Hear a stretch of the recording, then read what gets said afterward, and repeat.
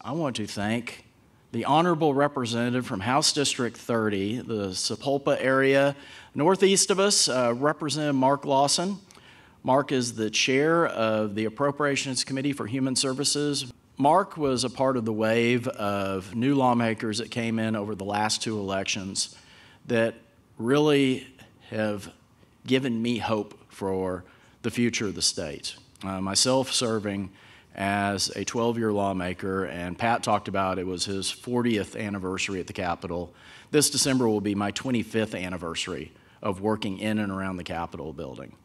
And through the years, the things that I've seen, I do not ever remember it being like this as far as a collegial attitude and individuals willing to work together, especially across the aisle and sometimes across the building.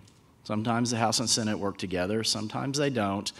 But all in all, the attitude there has been fantastic for trying to find solutions and fix the problems we face. And we've covered a lot of those problems over the last 2 days. This morning, we're going to talk about one of the bright spots, something that has been passed down to us from the federal government, and we have to come into compliance in a couple of short years. We're going to hear more about this. But Representative Lawson initially requested this interim study. It was going to be held at the Capitol. We couldn't make the dates work, and Representative Lawson suggested canceling the study and holding essentially a mock interim study to have two parts. One, to allow you, the advocates, to learn what an interim study is and how you can use them effectively. And two, to study this very important topic that is going to impact not only our nation, but specifically what we're going to discuss this morning, how it's going to impact Oklahoma. So with that, I'm going to turn it over to Chairman Lawson. We have lawmakers who we expect will be showing up a little bit late since it's not at the Capitol building, and some of them still thought it was at the Capitol building. They should be filtering in, and if not, we have a tremendous panel here, and Chairman, it's all yours.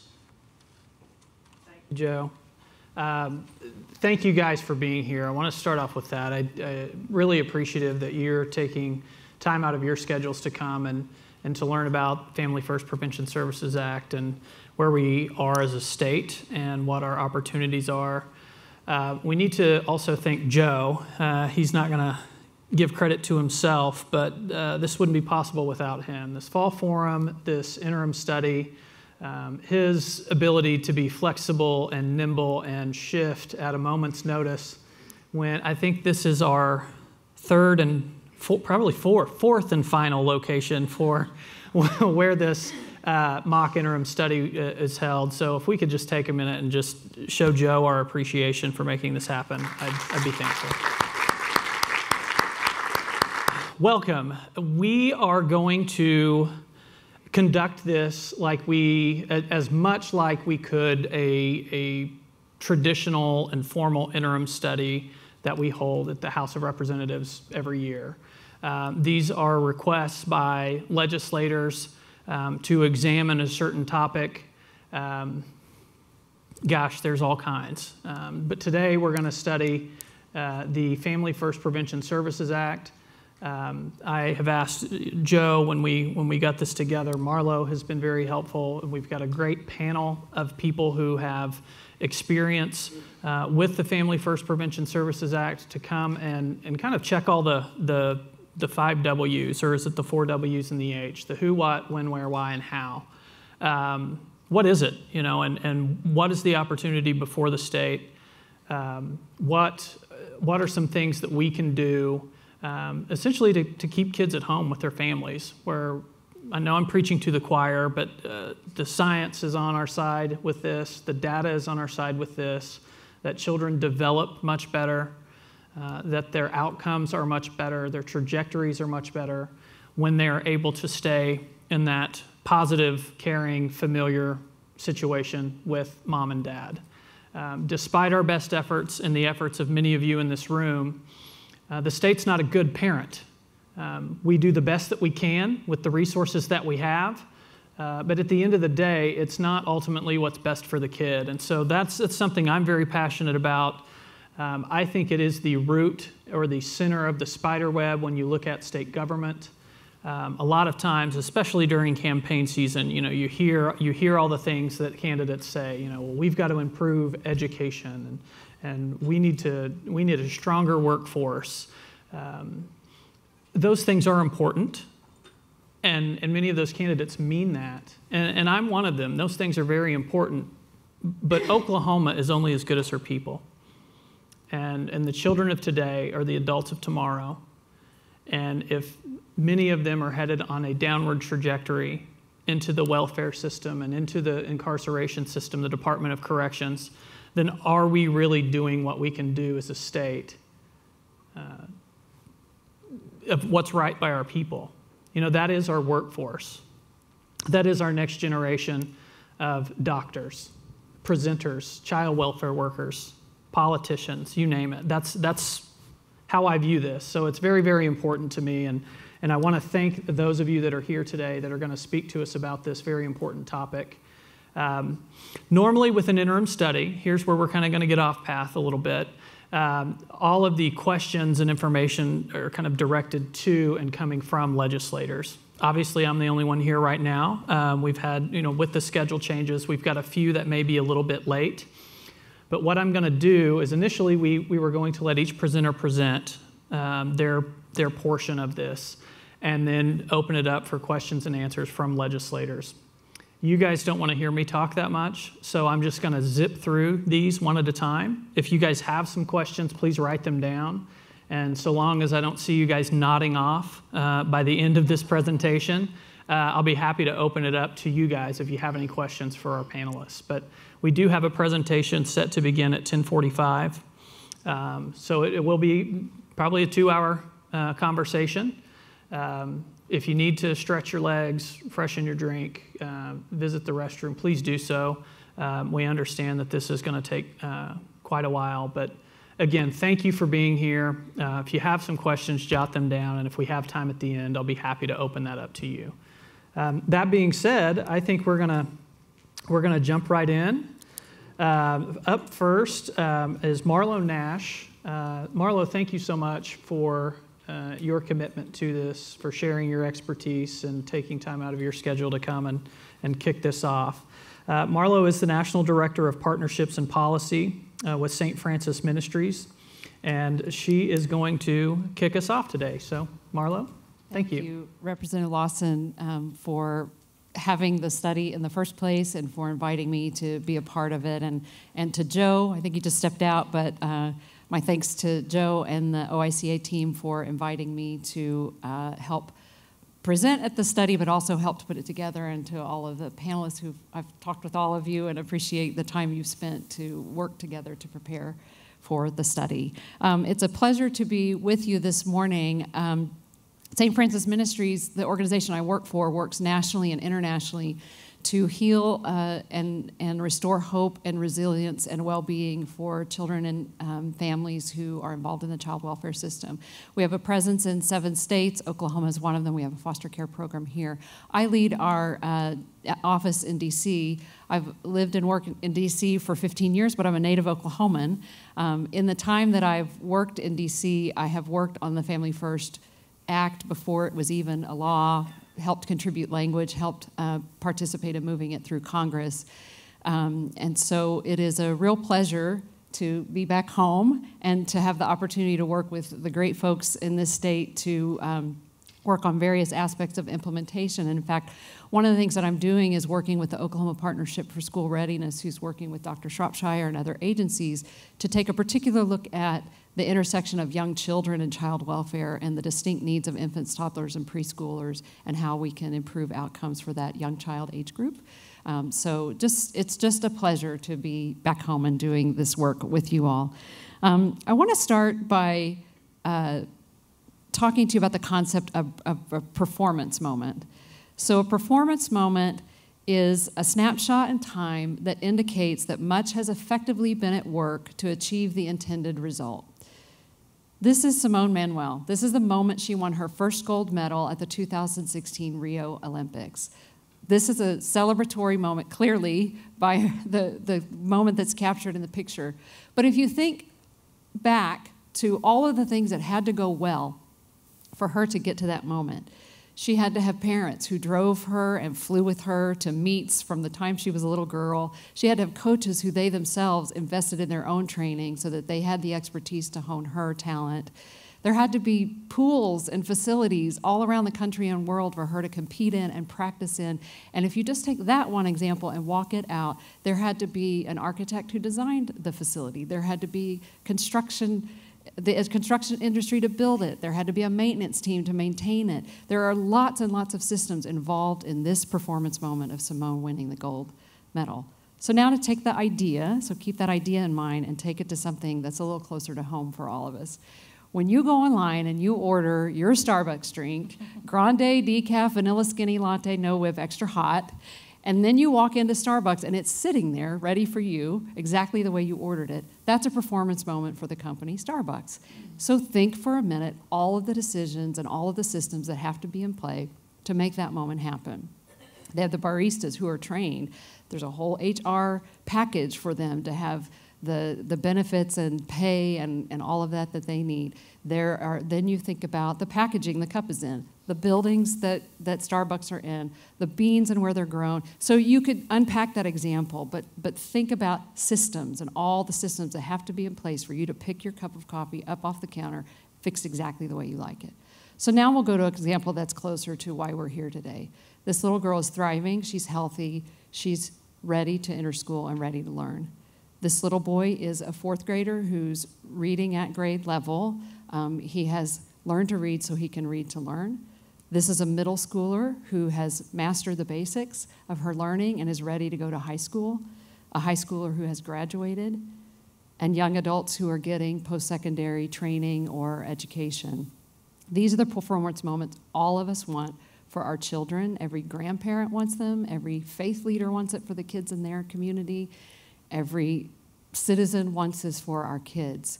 And there are a lot of systems that are in play, a lot of foundational building blocks to make that kind of performance moment happen.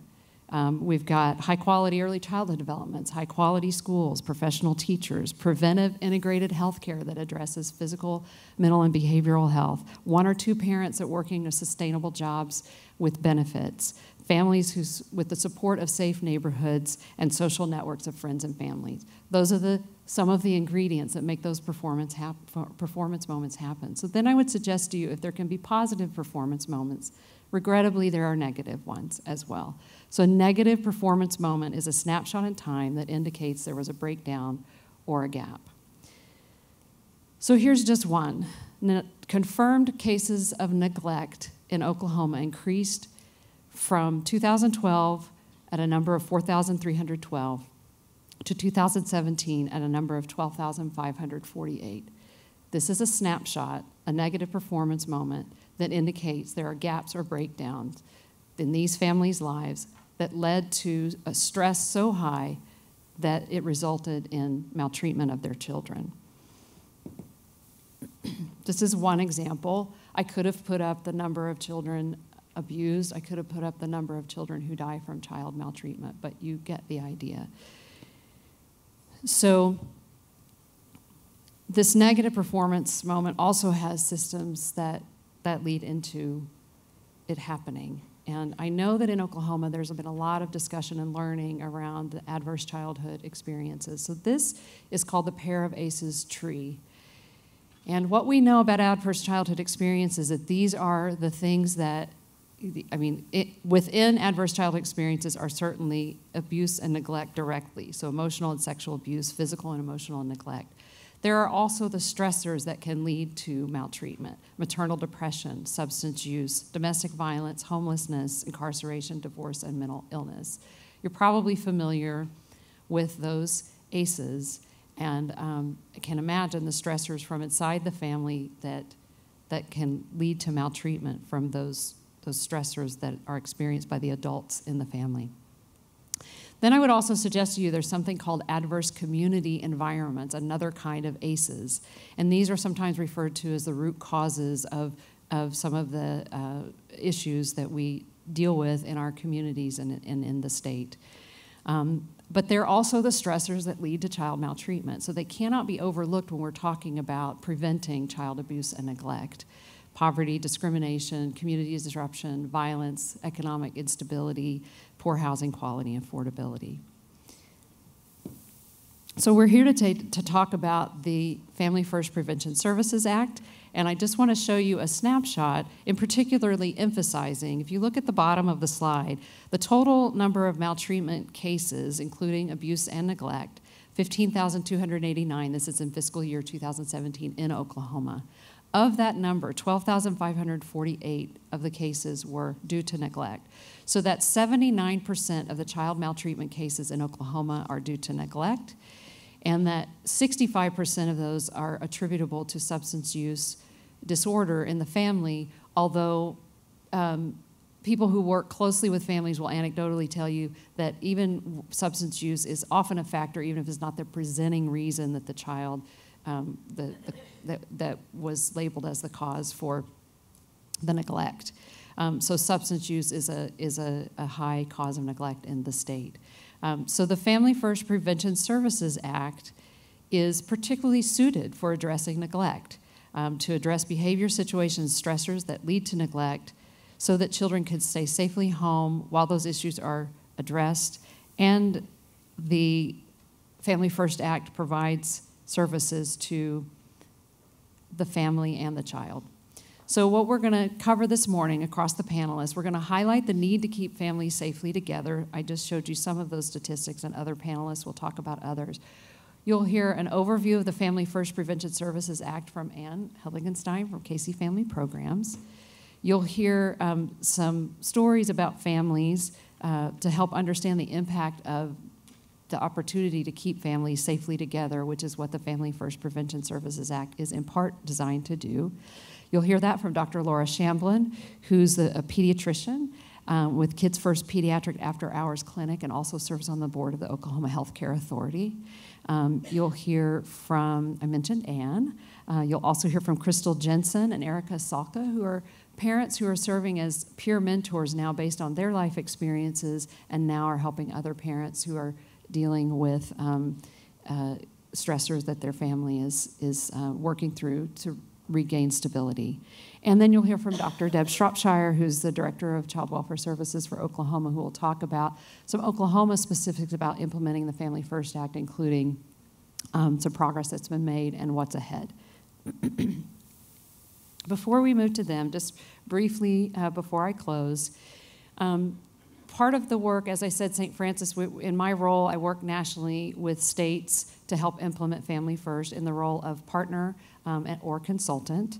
And one of the things we were able to do is host a meeting of the federal Region 7 states, which are your neighboring states, Kansas, Nebraska, Missouri, and Iowa.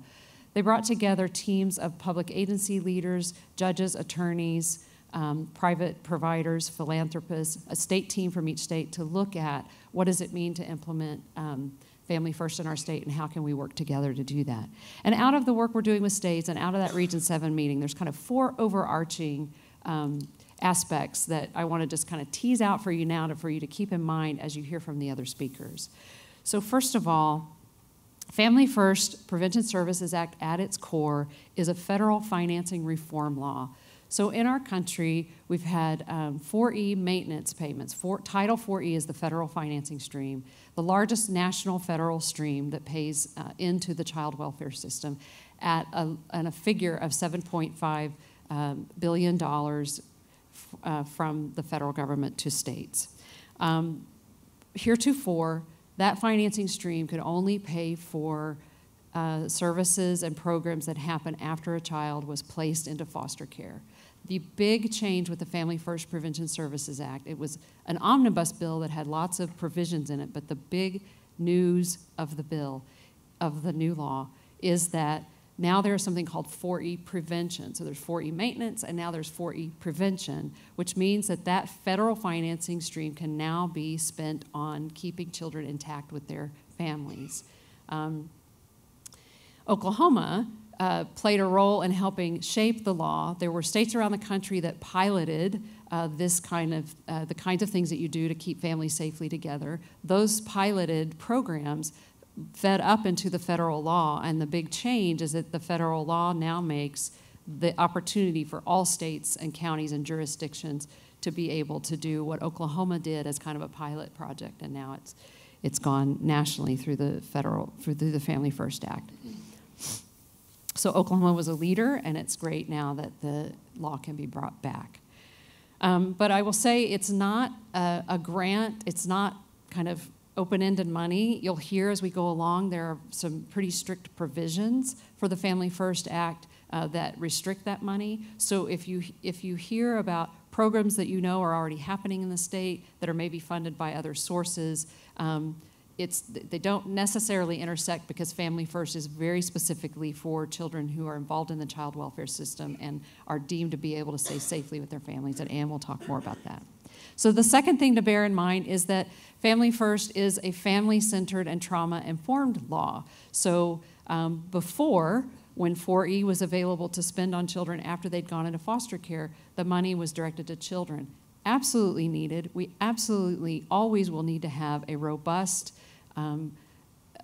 foster care system that has a continuum of different kinds of foster family settings, treatment options in the community, and inpatient treatment options. But this new way of being able to spend federal money can be spent on the family, the child and the family, including caregivers, so grandparents, aunts and uncles, others who may be helping to keep the family stable. So if the parent needs substance use treatment, mental health treatment, parent skill building, that can be given to them.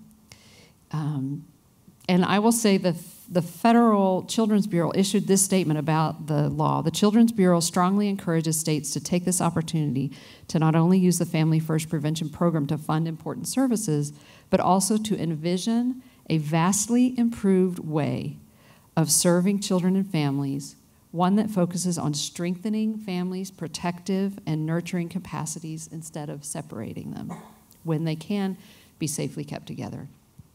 The third thing to keep in mind is that the word prevention in the title of the law, Family First Prevention Services Act, refers to preventing children from entering foster care. It does not refer to the primary prevention of child abuse and neglect. So when we talk about Family First, we're talking about children who've been severely harmed by abuse or neglect, such that they have a substantiated case and can then access the services if it's deemed that with the services they could stay safely with families. So it's a very specific population, and it is not to be confused with primary prevention programs that are designed. And I want to emphasize that because it cannot become the case that states start moving money from primary prevention into Family First Prevention Services, because that's not the direction we want to go. So it's very important to keep the distinction in mind as you listen all morning to more about the Family First Act.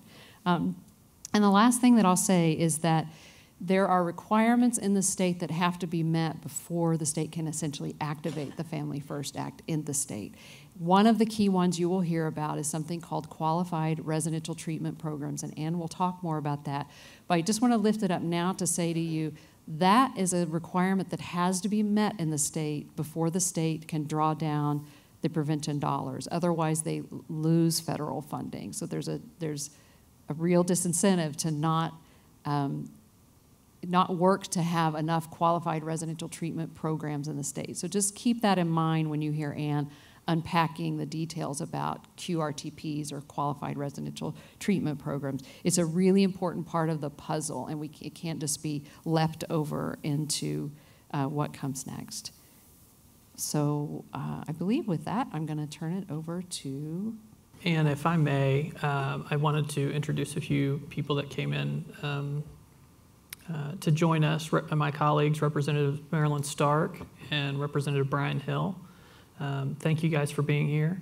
And also I have to do this. One of the most important person in this room is my constituent, Miss Erin Brooke with Youth Services of Creek County. See, when I'm down here in Oklahoma City, I'm really doing work. I'm not. Anyway, thank you for being here. And Brian and Marilyn, thanks guys for being here too. I'm Ann Halligan-Stein. I'm with Casey Family Programs. Casey is a philanthropic legacy of Jim Casey, who's the founder of UPS Corporation. Now, I've got a true confession before I begin. I'm from south of the Red River. I'm actually, I know, Mr. Chairman, I just thought in full disclosure I had to tell you. Joe, are you responsible for this? This was not in the script. I am actually from Austin, and yes, I am burnt orange. I did graduate from UT. Oh, look at this. We have a Hook'em Horns back there. Okay. You're a very brave woman. I absolutely have to say you are a very, very brave woman. And Marlo, thank you for keying up all of this very well. And Chairman Lawson, you are absolutely right. Government is not a good parent. And you're right, we look at the research, we look at experience, children who grow up in foster care, the outcomes are dismal. And you know that. This audience is the experts. You know that. And I think what we know is government can help. Government can't do it all. That's why we need family, we need kin, we need good providers, we need community in order to keep children safe. So I'm going to very quickly go through some slides about what this means in Oklahoma, the new law. So the first thing I want to talk about, these are the goals of the Family First Act. I'm not going to read them to you, but obviously the focus is on keeping children with family. And I'm going to give you some details so you can understand how this fits in and what this means to Oklahoma. So there's two big buckets. There's several buckets to the new law, but there are two big buckets. And the first one is foster care prevention services. And just as Marlo said, we're not talking about very basic primary care prevention. We're really talking about prevention for those families who have come to the attention of the terrific staff at DHS, and they're working with that family. The second piece of it is to improve the quality of foster care. One thing that I have to point out on the prevention services is we're not talking about new money. We are talking about the federal government repurposing an existing stream of funds. And it will make a really, really big difference because now the focus is not just to spend that pot of money on children who have been removed from their own families, but spending money to keep them safe in their own families. So let's talk a little bit about what this means in investing in Oklahoma's families on foster care prevention services. So I'm going to run through this very quickly. So who's the who? Who is eligible to use this new repurposing of a federal stream of funding? The who are those families who have children who are at imminent risk of removal and placement into foster care. This is an open-ended entitlement program. As much as Oklahoma wants to invest and match, Oklahoma can draw down those federal funds. The big difference on the who here, and Marlo mentioned that, is we're not just using dollars to pay for the child, we're using dollars to treat the family. The family can be mom, dad, Aunt Sally, grandma, whoever is the caregiver. The what? It's a very limited benefit package. It is mental health treatment, substance abuse treatment, and intensive parenting skill building.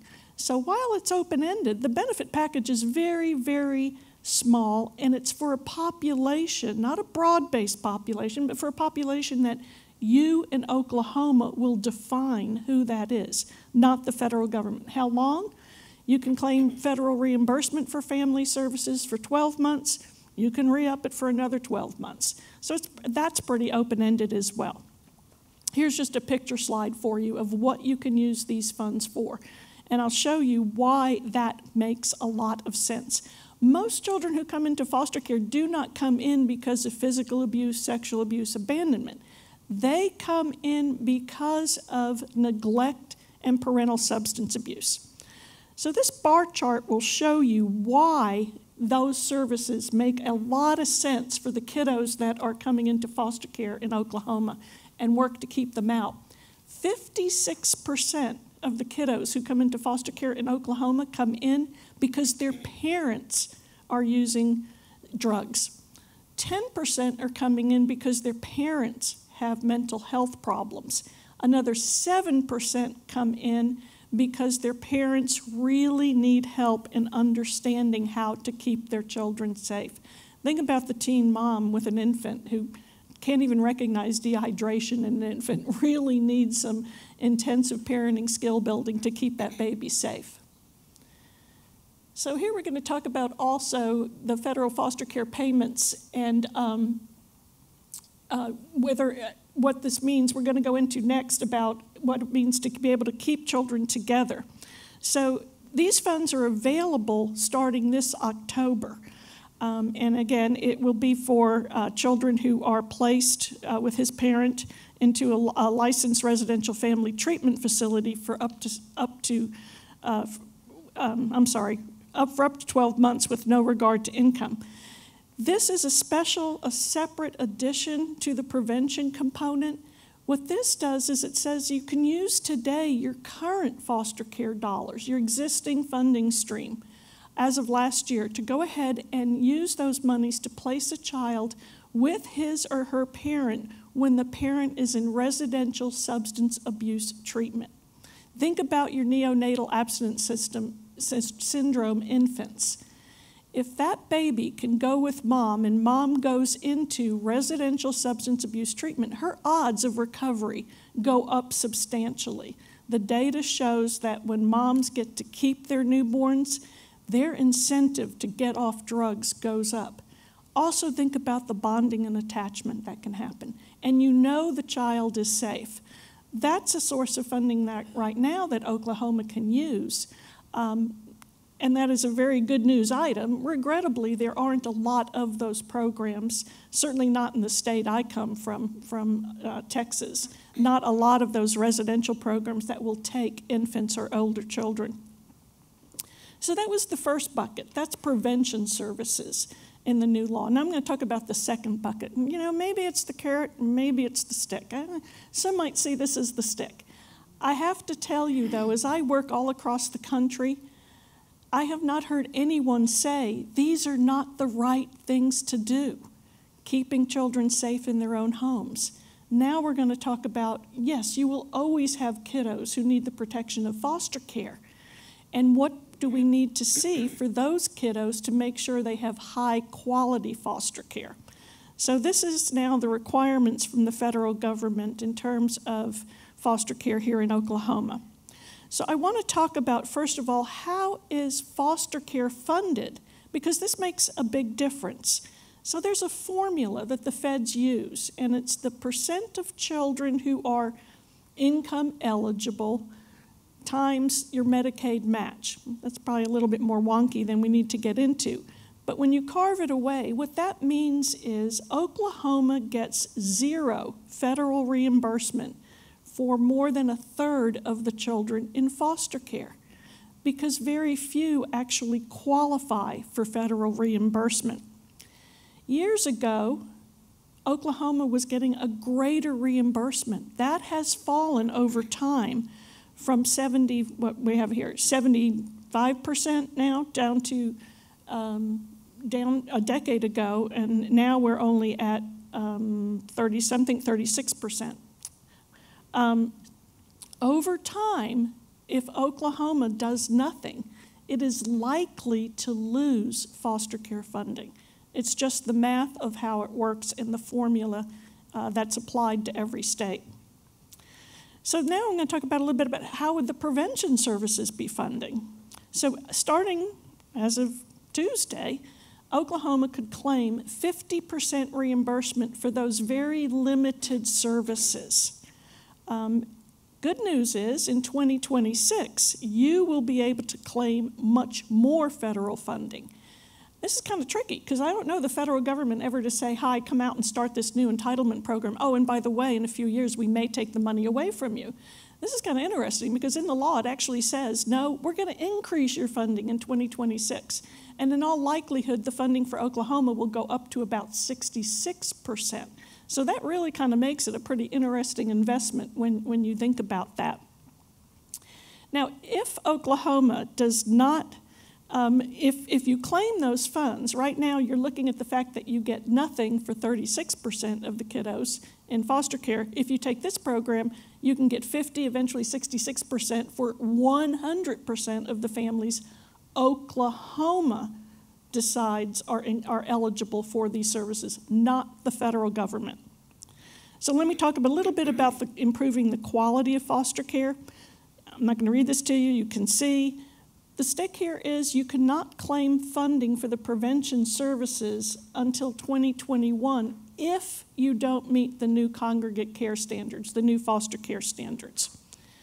Another thing I should have mentioned under the financing element here, let me go back here just for a second.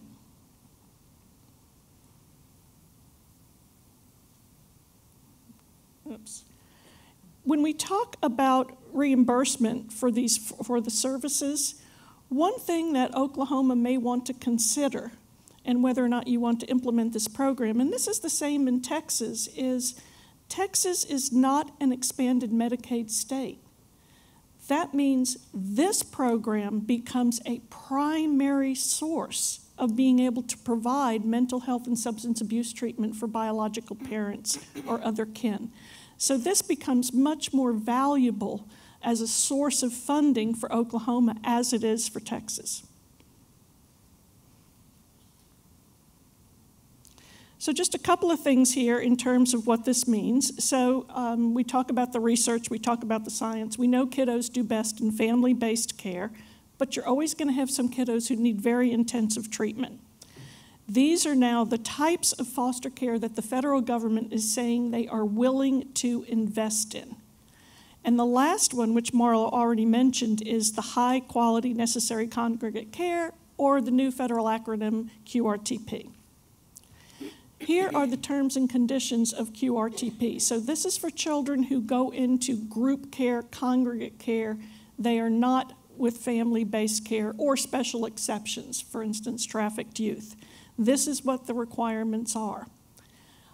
As I said, as I go around the country, people don't disagree that this is a good thing to do. I will tell you, though, it's a heavy lift.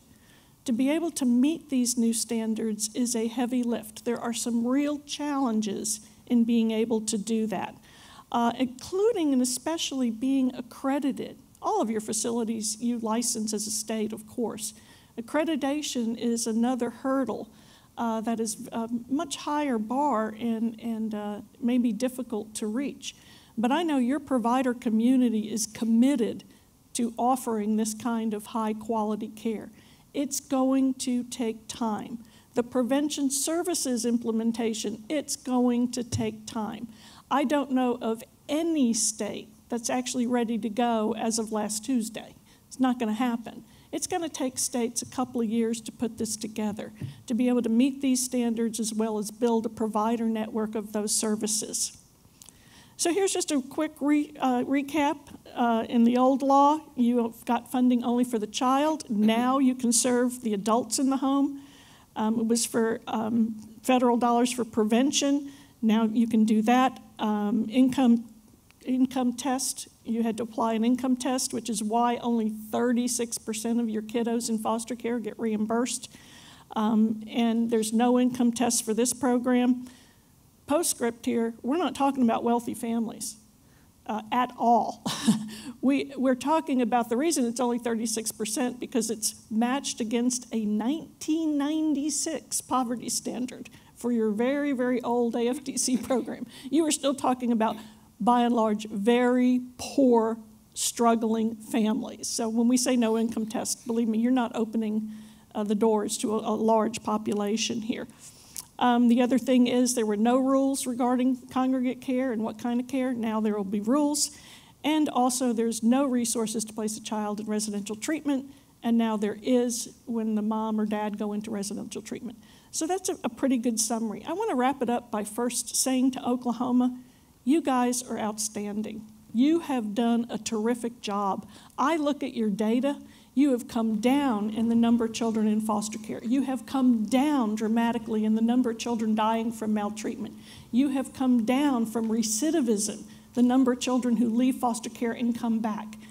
And I have to tell you, Mr. Chairman, the credit really goes, obviously, to your hardworking staff that work for Dr. Shropshire at DHS, but it also large credit to the legislature. You have made the investments in families to make that happen. And the outcome, the data proves that. You are really can stand out as a model for the country because of the investments that you have made. So I really have to congratulate you about that. What you have done is well-positioned Oklahoma to take advantage of this new federal law. You are in very good stead to do that because this is the direction you have been investing in all along. Family First gives you an additional financial tool to get there. So keep up the good work. We see data from all around the country, and you guys are really outstanding. And thank you. I'm not going to throw any daggers or jabs, being a Longhorn that you are, for the kind words you said about Oklahoma and wrapping up there. Really appreciate your time, really taking a deeper dive into the Family First Prevention Services Act and kind of setting the stage for the opportunities that Oklahoma has and kind of where we come from, where we are, and where we can go. I know I've taken several notes. We'll probably come back and have some questions for you, but I want to stay on time as much as possible. But thank you so much. This is definitely a lot to unpack. There's a lot of moving pieces to it, and I don't want to steal any thunder from these fine ladies that are here to share with us. So we'll just move right on. Up next, we have Dr. Laura Shamblin. She's a pediatrician with Kids First Pediatric After Hours Clinic. She's going to talk about the effects of trauma on children who've experienced maltreatment and how the Family First Prevention Services Act will make a difference. So, Dr. Shamblin, thank you for being here. The floor is yours. Thank you for having me. Good morning, everyone. Thank you for having me here today. My name is Laura Shamblin, and I'm a pediatrician in Oklahoma City. I'm the trauma-informed care advocate and a board member for the Oklahoma chapter of the American Academy of Pediatrics. I'm also a member of the board of directors of the Oklahoma Healthcare Authority. My husband and I had 3 biological children. And then 2 years ago, we adopted our daughter, who spent the first 4 years of her life in a Chinese orphanage. Through the process of adoption, I learned more about trauma and attachment than I had ever been taught in medical school or residency. As a pediatrician, this lack of awareness of childhood trauma in myself and my colleagues concerned me enough to start a website called traumainformedmd.com that is dedicated to providing information and quick links to resources for doctors, parents, and professionals who work with children. To begin, I'd like to extend my thanks to all of you here for your interest in learning more about the Family First Prevention Services Act. I'm grateful for the bipartisan recognition of the needs of our child welfare system has, and I'm excited for the incredible opportunities this new federal law offers our state to help at-risk children and their families. The AAP and its Oklahoma chapter, strongly support Family First. Pediatricians advocated nationally for Family First because it offers new tools to address the underlying challenges which a family in crisis is struggling with. Now that it is the law, we are also working to ensure its effective implementation so that its incredible vision can become a reality. This new law will allow us to align child welfare practices with what the science of child development and attachment have been telling us for decades. Children fare best in families, and children need healthy families to thrive. A few years ago, I was working for a variety care clinic here in Oklahoma City. One day, I was doing a well child check on 2 little girls who were 3 years old and 18 months old. The parents looked to be about 20 years old and were both at the appointment. I walked into the room, and the 18-month-old was sitting on the floor at the end of the exam table, just screaming. The 3-year-old was wandering around looking lost. The parents were standing by the wall, seeming to ignore the children. Since the screaming was so loud, I almost couldn't talk to them. I asked the mother, "Do you know why she's screaming or why she's crying?" The mom said, "I don't know, she just doesn't like me." The baby's tears streaked down her angry face, and as I talked with the parents, it came out that the family had all just woken up and come straight to the doctor's office for their appointment at 11 a.m. The girls had not been fed first. When I asked if they had anything to feed her, I found out they were not carrying a diaper bag. They had no diapers, no snacks, no water for a doctor's appointment that may last an hour or more after waiting in the waiting room. These parents needed more help than I could give them in a short office visit. They did not understand the needs of children to have a regular sleep and feeding schedule to meet their most basic needs. And they didn't seem to realize that this was the problem. As the mom said to me, she just doesn't like me. The damage to the attachment relationship had already started. In Oklahoma, over the past 6 years, the number of child abuse cases has more than halved, while the number of substantiated neglect cases has tripled. I would love to see families like the one I just mentioned receive preventative services like parenting skills-based programs and home visits before the situation escalates. An unfortunate myth persists that if a child is too young to remember a stressful situation, then it will not affect them. Nothing could be further from the truth when it comes to abuse, neglect, household dysfunction, or loss of a primary caregiver. The truth is, childhood trauma at any age will negatively impact development. If you remember from Psychology 101, you probably saw this slide about Erikson's theory of human development. What I want you to notice is the first level. It's called trust versus mistrust, and it happens in infancy. The first job of an infant is to learn that when she cries, someone will meet her needs. This begins a back and forth interaction between a child and her caregiver, usually her mother, that builds the child's view of the world. Can she trust that her needs will be met? Can her caregiver tell a hungry cry from a pain cry?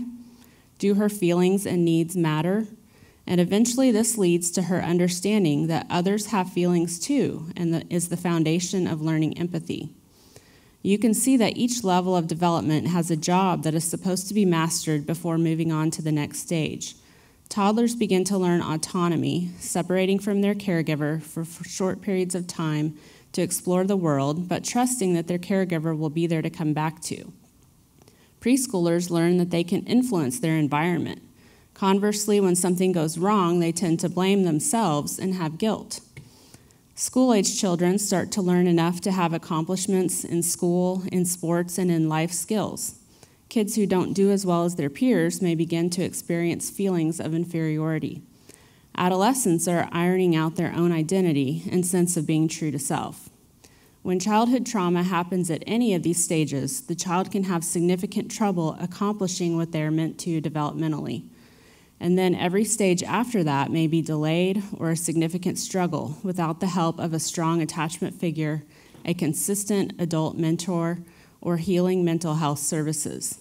Among child development and adoption experts, there's a term called mixed maturity. Mixed maturity means that children who have been through trauma without support often have a mixed level of capabilities. A child may be 10 years old with the street smarts of a 20-year-old and the emotional maturity of a 5-year-old. The reason the emotional maturity is so delayed is because trauma without support has interrupted their ability to conquer the different levels of development. Many young parents with a history of unmitigated trauma have not fully developed through the adolescent stage and therefore have trouble with executive function skills like planning, impulse control, and self-regulation under stress. But the good news is these deficits can be made up with the right kinds of social support.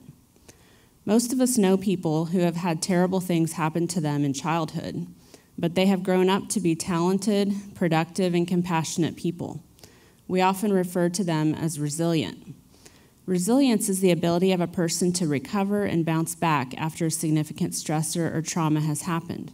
But the question is, why are some people more resilient than others? There are many reasons, but we have found that the most important predictor in whether a child will be resilient or not is whether they have a secure attachment figure, usually a mother or primary caregiver, who is able to act as a buffer when a traumatic situation occurs. The attachment figure supports a child as a source of felt safety, meeting needs, and emotional support. Helping their birth parents to heal and be able to fulfill that role allows us a vital way of building resilience and breaking the intergenerational cycle of trauma. As we consider policies to keep children in high-risk situations from going into foster care, we need to keep the attachment relationship in mind. When a child has a caregiver they are securely attached to, but there are other things going on in the home that put the child at risk, any effort to keep that child with the attachment figure will reduce the impact of trauma on the child and will also prevent additional trauma that separation from the caregiver would be. You're preserving the child's understanding of trust versus mistrust. If they trust their caregiver and the caregiver disappears, then now they can no longer trust the world to meet their needs. Even when the foster parent does a good job of meeting their physical needs, the loss of trust takes a toll. It's harder to attach to another caregiver if you're never sure they won't disappear like your birth mother did. Significant damage is done no matter what age the child is when they lose a parent or caregiver. Even older children and adolescents suffer in development when they are separated from their primary caregiver. During an interim study about ACEs last year, I heard a well-meaning senator say, "Why don't we all just take care of our own families?" We must start with our own families. However, the problem is there are families in which no one had an example of a nurturing caregiver, and they simply don't have the skills needed. Trauma is frequently passed on from generation to generation because a person who wasn't treated in a calm, nurturing manner when they were a child often doesn't naturally know how to do that for their child. Under stress, we revert to the emotional part of our brain and act irrationally. I don't know about you, but nothing has been more stressful to me than parenting, and especially parenting a child with a history of trauma. And I can say that even after medical school and residency. There are also environmental stressors that play a role, such as food and housing instability. This puts the next generation at risk of being traumatized again, and when they grow up, they will do the same to their kids. Most parents don't want to neglect or traumatize their children. Rather than giving those children to someone else at great cost, not only to the children, but also to our state, let's put some of our resources into preserving and healing those families so that each successive generation is stronger. If you're still struggling with the idea that staying in a chaotic home may be better than being moved to a trained foster home, let me tell you a story. During World War II, London was bombed every night for 11 weeks during the Blitz. 1/3 of the city was destroyed. Everyone was lining up to sleep in the subway, and death and destruction were everywhere. During that time, many children of parents who needed to stay in London were sent to live in host homes in the country for the remainder of the war. There were developmental researchers tracking all of this, and they actually found that the children who stayed in London with their parents fared better overall long-term than the children who went to foster homes in the country. They found that this was even true when it seemed like the mother wasn't a very good mother, which they described as those who were negligent, unaffectionate, or overly strict. This is just one example where researchers have found that children with intact families fare better, even when those families have significant stressors. The Family First Prevention Services Act is a long-awaited chance to go upstream and plug the dam, rather than continuing to rescue children from the river downstream. I can tell you from my work as a pediatrician that the cost to our state of treating children with mental health needs that stem from attachment issues because of their time in a neglectful home or in multiple foster homes is both expensive and heartbreaking. This is a chance to take some of those dollars and use them with more flexibility to keep families together, allow them to heal, and reduce the future expense of poor outcomes. In closing, here at Chesapeake Energy, I want to remind you of an energy innovation slogan that said, "Let's invest in all of the above." I want to adopt that slogan when it comes to dealing with ACEs and the trauma of going into the foster care system in our country. We need to be doing prevention, treatment, and building resilience all at the same time in order to impact both the generation of the parents and the children. I say let's do all of the above. The Family First Prevention Services Act is a chance to leverage federal dollars to do prevention, specifically prevention of the trauma of going into the foster care system, and also treatment, as it can be used for things like substance abuse and mental health treatment in parents. In preserving attachment relationships, it will also be building resilience. Let's take advantage of this use of federal dollars to bring innovation to our programs and make a lasting interruption in the cycle of childhood trauma for many Oklahoma families. The Oklahoma chapter of the AAP stands ready to work with you to make this happen. We are so excited about the opportunity this presents to improve the lives of children in our state. Thank you all for your time. Dr. Shamlin, thank you so much for that presentation. I know 15 minutes is not a lot of time to talk about childhood trauma and the effects therein. I, for one, know that I could spend an entire day and probably do an entire study on childhood trauma and the effects of those trauma. And that is definitely something that is very important to me. I think that it's with the, I get not popularity, but the frequency in which we're hearing about ACEs in the media and locally, I feel like that's going in the right direction. And I think that that's one of the biggest struggles that we have. You made mention of another legislator making some comments about why don't we just take care of our own. Ideally, that's great. But we've got to understand that, from a scientific perspective, these children, and because of this trauma, it's silly for us as legislators or a government or providers here in this room to expect a kid who has had that type of trauma and that type of exposure to make healthy, good decisions. And oftentimes the parents of these children had a very similar childhood to their children. And so again, I could go off into the weeds for a long time, but I really appreciate you taking the time to come and really just shine a light on this, that this is part of what we have to realize and acknowledge as we move forward, as we look at programs to keep these families together. So thank you so much for your time. I've got several questions for many of you. Don't kid yourself. Just because I haven't asked a whole lot right now doesn't mean I don't have them. But for the sake of time, which we're doing great as of right now, we're going to move on. Next, we have Crystal Jensen and Erica Sulka, who are parent mentors.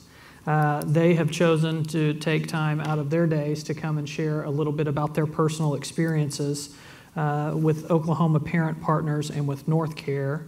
They're going to share their family stories with the foster care system, how supportive services to keep their families intact would have made a difference in their lives.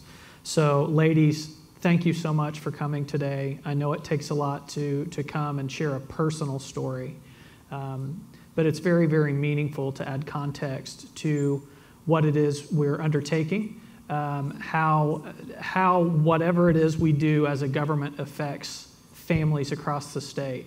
And so for you to come and be able to share your story with us is very powerful and meaningful. And thank you for your time. And the floor is yours. I really appreciate that. Thank you so much. Okay, thank you so much for having us. My name's Crystal Jensen, as mentioned, and October 10th, 2011 is a day that changed my life forever. DHS came to my home to remove my children, and I'll just never forget. The thing that stands out in my memory the most is the look on my children's faces, and I'm sorry, my son's Ninja Turtle pajamas that he had on, and just the look on their faces as they were carried away. Years of domestic violence and substance abuse that just kind of stemmed from me attempting to hide and cope with my personal trauma that I experienced as a child. Kind of led up to this moment. I'd known for a while I wanted my life to be different. I wanted to be better for my children and family. I wanted to make a change, but I was scared. I was kind of uncertain of where to reach out to. And also I was kind of living in fear because there was a lot of threats from like the children's father about just like that financial piece. If you try to leave, you're not going to have any money. You're not going to have a job. And, nobody's really going to let you take the kids to the shelter when they have a safe home here. So that was kind of like a fear. Just really uncertain how to make the first move. And I had been longing for something to change, but I didn't really know where to start. And honestly, the day DHS arrived at my doorstep, it was the worst day and the best day of my life, really. I was ready to accept help and begin my journey to recovery. And so I've often wondered if things had been different, if we had had someone come into the home and provide a type of support to us before my kids were removed, what kind of trauma we could have avoided. So October 10th, 2011 is not only the day that my children were removed, but it also holds another significance as my sobriety date. So it just makes me wonder, what if help had come sooner? I believe that if we had received the right supports to guide us to treatment and hope in our home, we could have prevented, like I said, that trauma, that additional trauma that I experienced, and then the traumatic experience for my children as well. And the families that we encounter and connect with every day that are involved in our child welfare system are experiencing similar struggles to the ones that I was experiencing. These families might be ready and longing for a change, but they're lost in the barriers that they face. Many people do not have positive support systems to lean on, struggle with transportation. They face employment and income challenges and are facing untreated mental health and substance abuse issues, all while facing these barriers alone. What if they had the chance to receive treatment and supportive services without their children entering foster care? I believe that just would really make a big difference. I believe that we can do this by enhancing family supports, community resources, access to treatment services and prevention services from DHS to strengthen families and children within their own communities. What if help comes sooner? Imagine the many lives of Oklahoma children and families that could be changed with prevention services.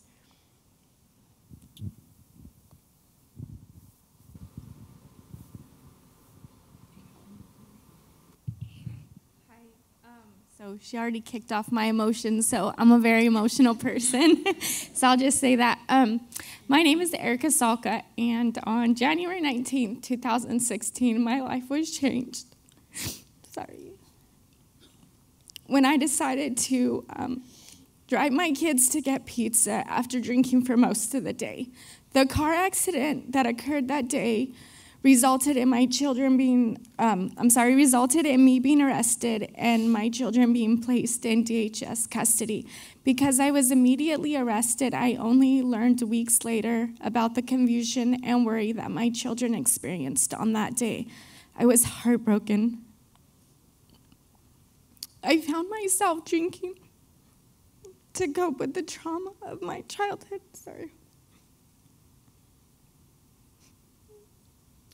And the strain of marital problems that led to me living as a single mother at the time. I remembered the months leading up to the event and the feeling like I wasn't even living. Physically, I was there, but emotionally, I wasn't. I knew this wasn't right, but I couldn't find a way to get out of this cycle. Sorry, you always think like you have it under control, but when you like actually relive that moment, you're like, you don't. You never do. I couldn't find a way out, and so, I wanted to ask for help, but I wondered what people would think of me if I really showed them the struggles I was facing. I didn't know where to start, and I was afraid. The day DHS entered my life, I began to have this strange sense of relief and hope. I had been desperately needing the support and a plan for recovery. DHS set and outlined specific steps for me to get treatment and into recovery. That was exactly what I needed. At times, I often wonder what would have been different if similar supports had come into my life sooner and showed me the places I could go for treatment and the people that I could trust to help me reach my sobriety.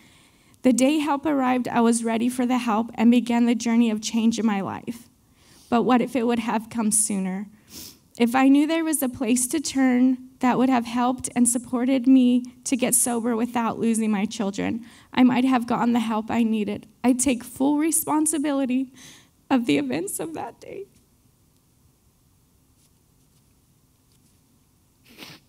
I do not question that those specific events should have resulted in my children being placed in DHS custody at that time.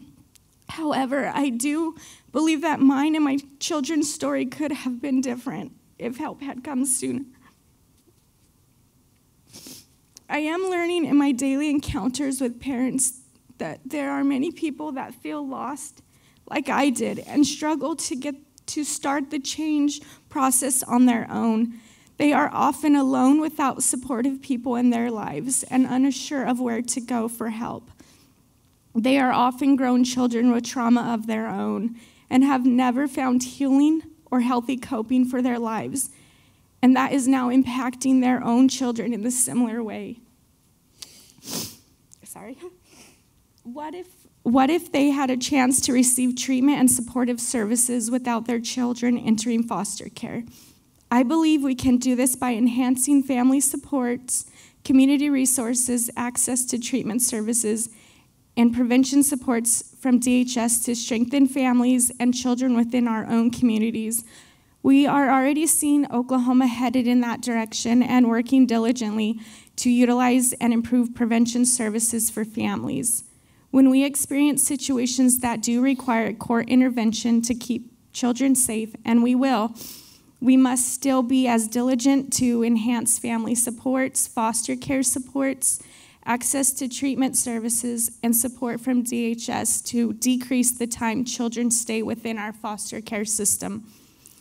I am a parent who has experienced firsthand the journey through child welfare court system. Today I'm a wife, mother of 3, and an Oklahoma parent partner, mentoring other parents that are currently journeying through the child welfare court system in Oklahoma. Because of my journey, I believe that every parent is valued, deserves a chance at recovery, deserves respect, and can have hope for their future. Thank you.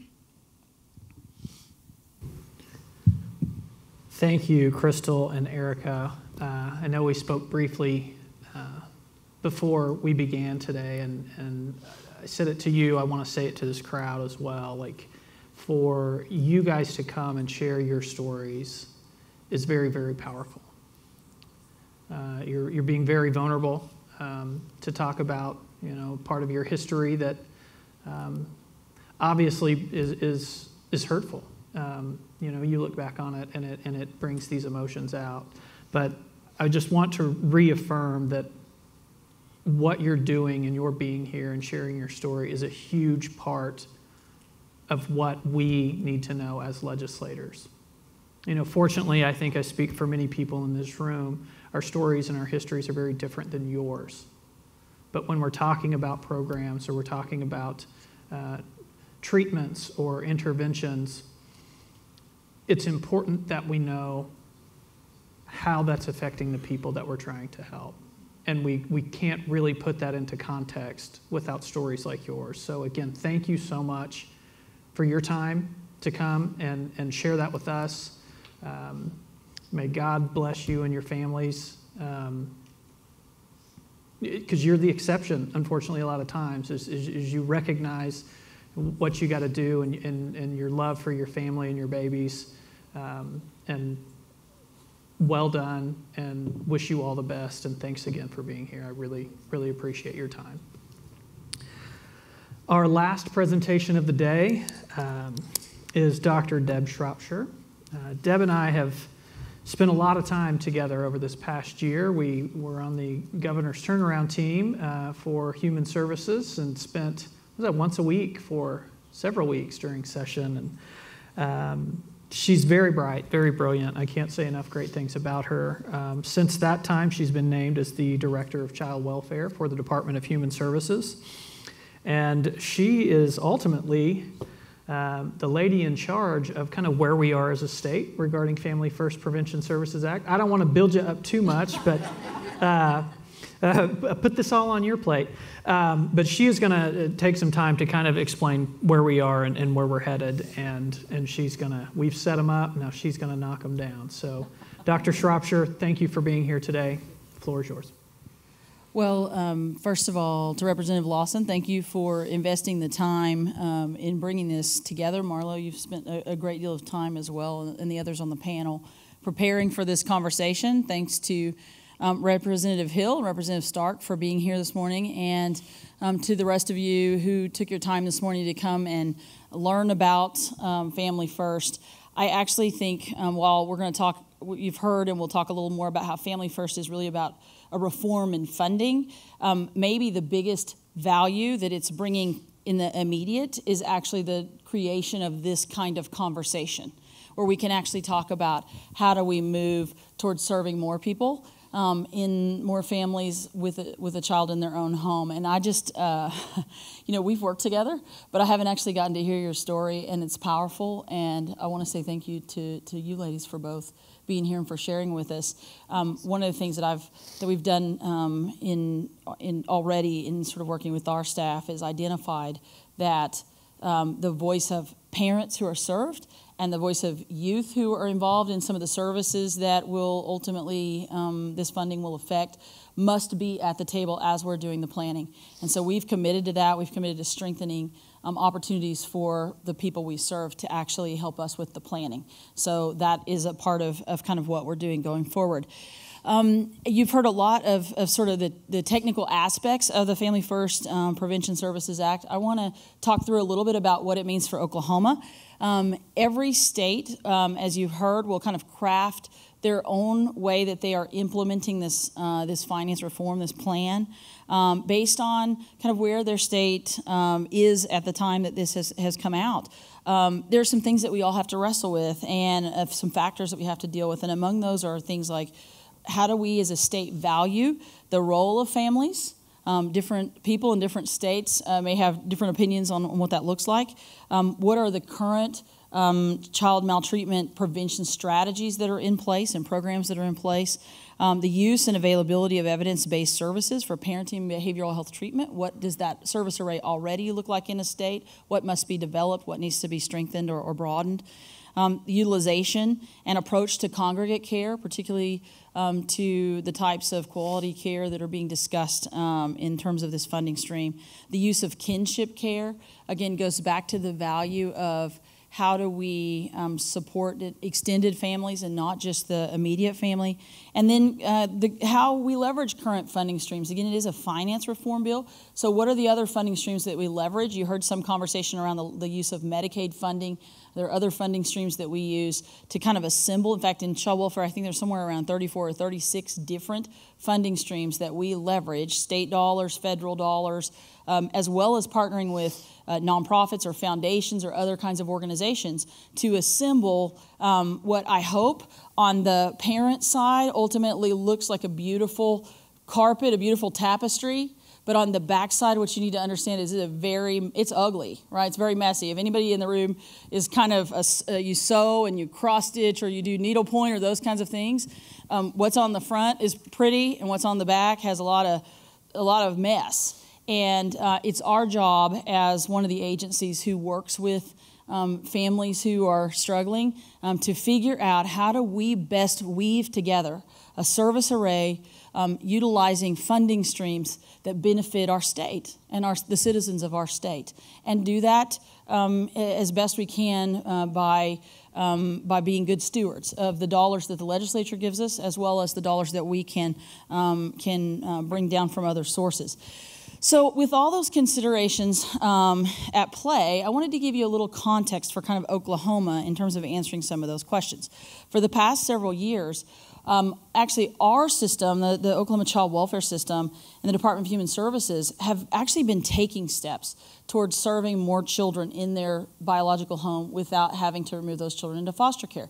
You heard a comment earlier about the fact that the number of children entering foster care has declined, which is unusual. Many states in the country have actually seen an increase, largely attributed to opiates. We have not struggled the way some states have around opiates, although I'm sure will come. But we continue to have significant amounts of substance use in the families that we encounter, and that is responsible in part for some of the trends and increases in the number of phone calls that we get through our hotline, as well as the number of cases of neglect and other kinds of referral types that we've talked about previously. So it's not like we don't have substance use issues in Oklahoma, but yet, even in that context, we've managed to serve an increasing number of children in their biological home without having to remove those into foster care. That's really important because some states are not in that position. 5 years ago, we were able to add through basically a way that we could negotiate with the federal government to allow us to utilize these dollars, 4E dollars. We negotiated several years ago to be able to use those dollars for prevention. And so that's good news in that we're sort of ahead of the curve, again, in some other states, in saying we want to spend money on prevention, we want to move towards prevention. If it had not been for the Family First Act passing, we would have a hard time now drawing to the end of this, what we would call the 5 years of a waiver in the way we spend those dollars. We would have a hard time in the next 5 years figuring out how to fund prevention. So we are incredibly grateful for the timing of this act, because it does signal the ability to continue what our state and our agency had already previously identified as an important policy shift in the way we think about serving families in their home when possible.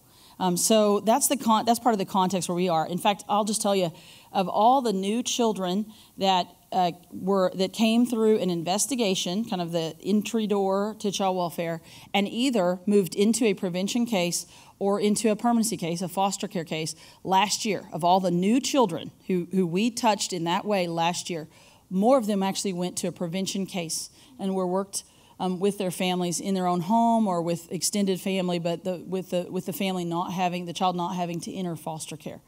It's not that we don't have much more work to do, but I think that's really important because we haven't been telling the story probably as well as we need to of what Oklahoma is doing. We've been just doing the work quietly, but we have the value and a commitment towards how do we serve more children in their homes.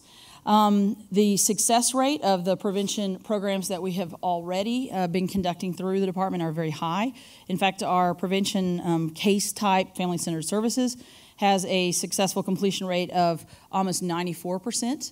And the intensive services that we've provided to those families that 5 years ago I think would have entered foster care had we not had that intensive service have a successful completion rate of 80%. And those literally are kids that 5-10 years ago would have been in foster care.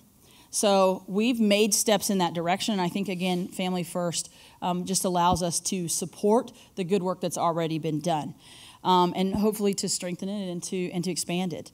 Oklahoma is also, back to the value of children with their families, Oklahoma has also prioritized the use of kin for foster placement. So even in the condition where a child does need to enter foster care, we've made it a priority to say the first place we're always going to look is with your relatives, because we believe that the impact, the trauma on a child is less if they're with their grandma or their aunt than it is if they're in a stranger home. Not that we don't need foster homes and other members of the community to step up and help in that space. We absolutely do. We always will. It's more about how do we take advantage of, in a sense, the strengths that a family brings whenever we come to the table with that family. The family may have needs, but what are the strengths and the assets and the relationships that they bring, and how can we capitalize on that? And so we have committed to kinship care, and among states in the country, we have one of the highest rates of the use of kin, relatives, even in children who have to enter foster care. Now, you heard a lot about the prevention side, but you've also heard a lot about the congregate care side, the residential treatment side of this bill. And Oklahoma, again, in understanding our context, we actually have a very low percent of children who are in foster care who are placed in group-type settings. So it's a very low percent relative to many other states. That being said, we are missing some pieces in our continuum of care and ability to provide the kinds of assessment and services that some of those children need. So while we don't have as many percent of children in those services, we also don't necessarily have exactly a complete service array. And that is a piece of what we are working to develop as we try to enact the Family First Act. In particular, the development is underway right now of an assessment tool, and then again the services that can meet the needs of those children. Well, that's the context that we're in. In terms of planning and implementation, Family First planning has been carried out through both kind of internal child welfare issues, because this is a funding bill related to how child welfare does its operation. So there's a lot of internal pieces that we have to handle, and through engagement with external stakeholders.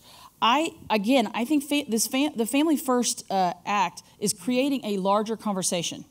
And I'm interested in how do we together actually think about serving families kind of across the whole space in terms of strengthening families and helping families have what they need, recognizing that child welfare's role and that the Family First funding piece is a piece, but of a larger puzzle. And so we're trying to leverage the conversation both around of community folks, stakeholders, both in terms of what does our specific plan look like, as well as how can we work together, again, to braid together services and funding to achieve what Oklahoma families need, not just what maybe my department needs to accomplish this bill or get the plan in and get it approved and meet some kind of technical approval. We actually want to be a part of a bigger movement than that. So I'm always a little bit of a kind of think big gal, and so we're taking that approach. We've done a number of Family First activities in preparation for this already. There are a number of really technical pieces of the bill that have already been put in place. Some things around licensing standards for foster homes and a number of things like that. From a standpoint of implementing the full act, we have a couple of pieces that I think we have to get straight before we could push the go button and say, okay, we're now going to enact Family First. One of those is really getting clarity around the definition. So you heard a little bit of conversation around how you define the population of children and families who are eligible. And states are defining that in different ways. Some states are taking a very narrow definition of who might come into foster care, and they're saying, you have to be way, way over here close to to being removed into foster care. Other states are saying, can we broaden that a little bit? So can we think about families who may be at high risk of removal, but maybe not quite as close to our system? And so that is something that with stakeholders and internally also we're kind of wrestling through. How does Oklahoma want to approach this definition? Because that will capture the population who are eligible for these services. So however we define that will actually help us then set the next steps in place in terms of service array and what the cost actually will be to serve those families and how we progress through that. The other large piece I think for us is moving towards ensuring that we have the QRTP side of care ready so that the treatment aspect of the bill for those children who are in foster care and who need a high level of treatment, that we actually have the providers that we work with are equipped to meet those requirements that QRTP provides. So we've done some additional things like increased rates to some of those providers to ensure there's adequate funding to step into the meeting the needs that they're going to be able to need to do to qualify as a QRTP. So a lot of work going on around that sort of congregate care side, a lot of work being done in terms of thinking about the definition, how do we do that? And in the meantime, we are continuing to operate prevention the way we've been operating it. Again, I said 51% of the kids who entered case management in our system last year went through prevention with a pretty high success rate and a pretty low reentry rate in terms of us running into folks again. We are continuing to operate that, and actually we're able to be so successful with the waiver program that we actually have been wise about setting aside funding from that waiver program to be able to continue to operate that even while we are working towards the successful completion of creating and submitting our plan to the federal government about how we will enact this bill. I think As far as the legislators go, the question I get is kind of, what do you need from the legislature? And I will tell you there's a couple of things that are maybe needs. I'll say it that way. One of those is there may be a statutory change or two that are required related to sort of the technical side. Those are usually easy. It's sort of like, we need this, and it'll help us get federal funding. The other side of that, the other question has been sort of, what do you need around funding?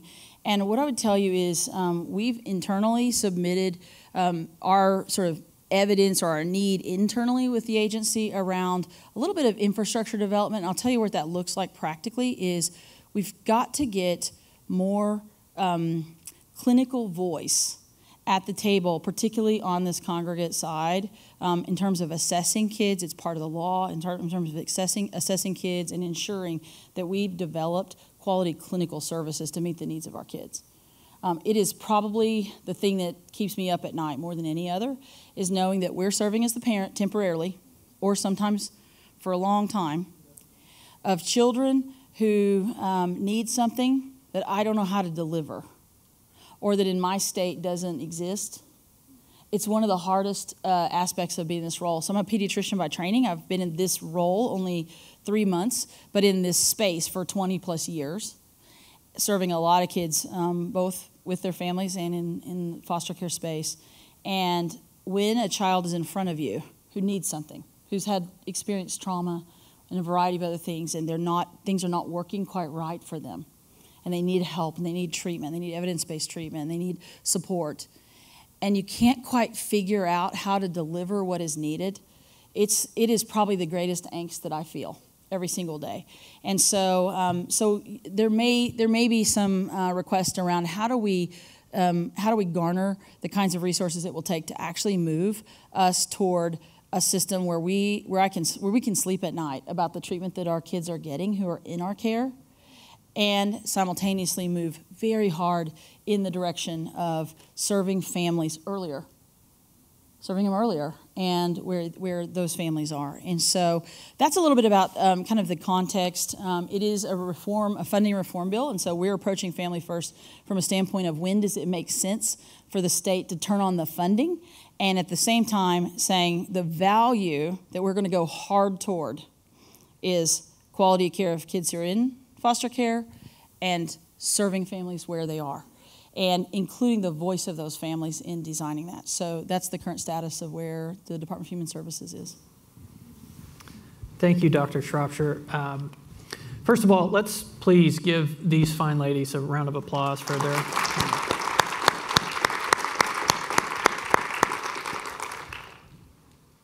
That was a lot of information very, very quickly. I dabbled in community theater before running for office, and yesterday we had what I called a dress rehearsal of this presentation, and we went over it, and I was like, well, is 15 minutes going to be enough to really talk about that? Are you sure? Don't you want to throw this in?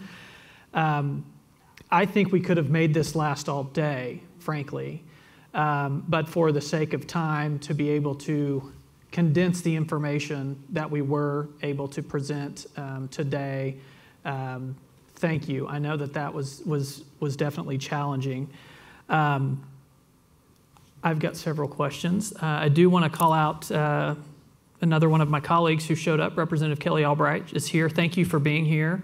So just so that you guys know that it's not that nobody likes me. It's just, the scheduling was such that we played hopscotch around where it was going to happen, when it was going to happen. So Representative Albright, thank you for taking the time to be here today. I am going to do some questions that I have, and I'll try and go in order of presenting, but I think that we'll have some time if any of you that are here today have some questions. Representative Hill, Representative Albright, if you guys have some questions, just holler at me. And we'll start with some information that you covered, and Marlo actually made mention of it. We talked about the number of kids for abuse going down, but that there was a big spike in neglect, particularly from 2012. There was a slide in Marlo's initial presentation that kind of showed an uptick. You guys didn't see this, but you can essentially see this red line here. It kind of downward trends, and in 2012 it goes back up. I'm just curious, because neglect and then both abuse and neglect have a downward trend. Is there something, do we have data to suggest what it is about neglect that really saw a significant increase? Were we just better about engaging families and we're just more aware of it and we were just ignorant to it in the beginning? Or, gosh, was it opiates or methamphetamine? Because we said substance abuse and mental illness was what was most prevalent. So I'm just curious, is there a... Right, and Marlo and I visited about this. I think Dr. Shropshire... Yeah. I think Dr. Shropshire actually answered that question very, very well for you all. And Marlo has a terrific chart that shows the dramatic increase in neglect, and again, the decrease in physical abuse, sexual abuse. And what does that mean? I think there's a couple of things there. Is the department is doing a much better job reaching families, because I've looked at other data, Dr. Shropshire, that shows the number of cases screened in from the hotline. In other words, they get an investigation, has gone up. The number of investigations of abuse and neglect that have been confirmed have also gone up substantially. What is interesting, though, is even given those growth rates, the number of children in foster care has dropped, which tells me, I think, yes, opioids are an issue. Oklahoma is right at the national average for the number of deaths due to opioid overdoses. So you're right in the middle of the country in terms of that problem. But I think in terms of what you are doing also in decisions of getting out there and seeing families, you're doing a much better job. And the fact that you have for a number of years been investing in prevention.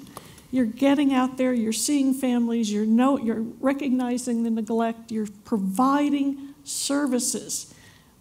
And the solution that you're leveraging for that increase has not been foster care. I have to mention that foster care will always be the most expensive solution for keeping a child safe. And least effective, would you agree? And we absolutely. Or long-term well-being versus safety. Kiddos who grow up in foster care have very, very dismal outcomes. Casey did an alumni study at 23 and 24-year-olds in Texas. We're no different from Oklahoma. And we look at incarceration, homelessness, out-of-wedlock births, no GED, no high school. This is what happens to kiddos. They're substance abusers. 10% of their kids come into foster care. That's what we know. So, yeah, it makes a big difference. Thank you. And then you made mention that right now the federal match is 50%, but starting October of 2026, that is going to go to the state's Medicaid FMAP match. Now, the Family First Prevention Services Act is Title IV-E money, which is different than Medicaid. Is this still going to be 4E money matched at the FMAP rate, or is it going to go from 4E into Medicaid? That's a really good question. So this is 4E. All of this is your foster care pot of money, which is the jumbo pot of child welfare funds for the federal government. You can now use that to treat families, to treat adults, keep the child in the home. You will get a 50% match when you implement. It's going to take time to implement it, as Deb has pointed out. The difference is, though, in a few years, by 2026, you won't be putting up a 50% match. You'll only be putting up a 34% match. And so that makes a big difference. This is a very significant source of funding for Oklahoma, because like Texas, the medical components cannot be directly billed to Medicaid. I'm not commenting on, whether that's a good or bad thing. I'm just saying what this does is focus on why this particular funding stream becomes so important. Could I make a comment and add on to that? So related to that, I think some of you may hear there's other states that went live on October 1st, so 2 days ago with Family First. And I was recently in some meetings with states when we were talking about, other states, we were talking about kind of our timelines around Family First. And at least a couple of the states that I talked with that have an early implementation, they're implementing right away, are states that have Medicaid dollars that flow towards services. And so for them, implementation looked very different because they're not trying to leverage 4E dollars for certain kinds of services. They're leveraging other kinds of federal dollars. So that's why I mentioned that the state context for implementation is really, really important, because every single state has to think about all its funding streams that would go toward a population. They also have to think about what they have in existence and what they'll have to create. So when you hear those news stories or whatever, you have to sort of think about that in the context of that state. Can I add to that, just to pick up on that start date aspect of Family First? So the 2 days ago was the very first date that any state could commence with Family First in their state. In the law, there is the option for states to delay up to 2 years to commence Family First in their state. It's not a competition or a good or bad thing if a state decides to wait. In fact, it really can, I think in the case of Oklahoma and what it demonstrates for other states is a very deliberate look at what Dr. Shropshire was just saying. Let's not rush, let's not do things in a way that we have unintended consequences. Let's be thoughtful about some of the really interesting infrastructure behind the scenes financing mechanisms we could put into place that helps us efficiently maximize every possible dollar to put toward this.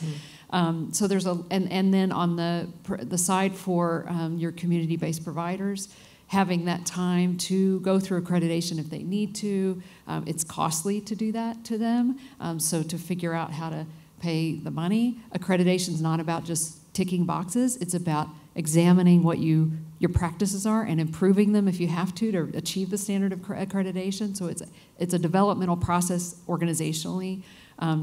So to take that time to do it right is important. So I just would say, if you, as Dr. Shropshire says, if you hear of other states going live sooner than Oklahoma, I just wouldn't want anybody to have that sense that we're behind the curve and we're bad students because of that. It's not that at all. It's that you're taking a deliberate, thoughtful look and process, engaging lots of stakeholders. There's a Family First Steering Committee that has many different agencies and private community stakeholders that are involved. The tribes are involved and the parents are involved. And that's the right way to do it. What's the adage? If you want to go a mile, go along. But if you want to run a marathon, I'm messing that up. But it'll come to me. But something going together, and so you've probably heard it before. But just that idea that it takes more time to do it this way, but it can be a better outcome. And no state has actually gone live. A whole bunch of them said they wanted to go on October 1st. Well, that's the other thing. One other thing, the federal government had also had a lot of requirements for this law, and they are also kind of behind. And there's not all the information a state needs to implement from the federal government is not out there yet, and we won't dig into all those details, but it makes it difficult to proceed as a state because they're still waiting on the federal government. And back that up to Congress created a law that had lots of deadlines. It's very complex, and so everyone involved is trying to meet really strenuous deadlines. Even the 2-year opportunity to delay is still fairly quick relative to the magnitude of change that is needed. It is, but I think it's really important to keep in mind this is a financing mechanism. The vision for what is the destination for Oklahoma families, that remains intact. And we have laid some train tracks. We probably have some more to lay to say we're going to get from here to there. What Family First is for us is fuel. And there's other sources of fuel. And we have to figure out which one's the best for today and which one's the best for tomorrow and for a year from now. So I do not ever want our conversation to be hamstrung by the fact that, well, there's this law and there's all these pieces, and so we can't serve someone because of this. This thing does not string us up. What it does is we have to incorporate it into our vision for what do Oklahoma families need to be strong and healthy.